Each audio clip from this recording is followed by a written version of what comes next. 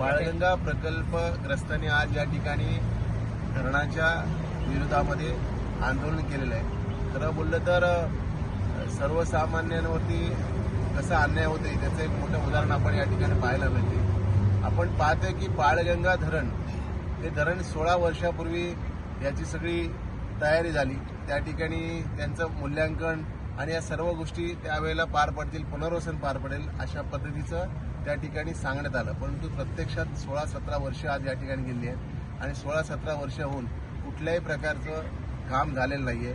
जमिनींचं मूल्यांकन सुद्धा अर्धवट आहे। त्या ठिकाणी झाडाझुडपांचं किंवा जी काय बगीचा असेल किंवा बाग असेल किंवा इतर काही आंब्याची झाडे असतील त्यांचं सुद्धा मूल्यांकन झालेलं नाहीये। पुनर्वसनाचा प्रश्न तसाच अर्धवट आहे। आज आपण सांगतो की पेण एक नवीन ग्रोथ सेंटर आणि ग्रोथ सिटी म्हणून अस्तित्वात येत आहे आणि या पेण ग्रोथ सेंटर ज्या वेळेला अस्तित्वात येते त्यावेळेला पेणमध्ये जागांचे भाव या जमिनीपासून ते 1 ते 2 किलोमीटरवरती 8 लाख रुपये गुंठ्यांनी आज त्या ठिकाणी जागा गव्हर्नमेंटनी त्या ठिकाणी दिले गेले, परंतु ह्या जमिनीला फक्त 7 एकरनी भाव दिले गेले।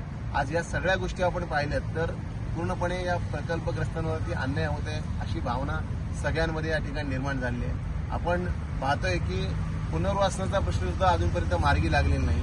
आज त्या भागामध्ये विकासांची कुठलीही कामं केली जात नाही, कारण धरणाचा त्या ठिकाणी शिक्का लागल्या कारणाने सरकारी फायदे जे काही लाभार्थी असतील, मग ते संजय गांधी असू द्या किंवा इतर कुठल्या योजनांचे असू द्या, त्यांना सुद्धा लाभ या ठिकाणी मिळत नाहीये। आणि मग अशा प्रकारे आज या सगळ्या मंडळींवरती एक मोठा प्रश्न या ठिकाणी निर्माण झाला आहे की आपली जागा आपण सोडू शकत नाहीये, दुसऱ्या ठिकाणी जागा विकत घेऊ शकत नाहीये।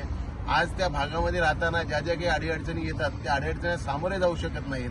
मग अशा प्रकारे खऱ्या अर्थाने आपण पाहिलं तर या सगळ्या शेतकऱ्यांवरती आणि सर्वसामान्यांवरती खूप अन्याय होत आहे आणि आम्ही या ठिकाणी शासनाकडे आमची भूमिका परखडपणे मांडणार आहोतच। कारण बाळगंगा धरण होतंय बोललं जातंय, परंतु बाळगंगा धरणाचं अजून काही नक्की नाहीये आणि अशा परिस्थितीमध्ये जी धरणग्रस्तांनी जी शेतकऱ्यांनी भूमिका घेतली आहे त्या भूमिकेच्या पाठीमागे आम्ही उभे आहोत आणि उभे राहणार शेवटपर्यंत, असे या ठिकाणी मी अभिवचन देत आहे।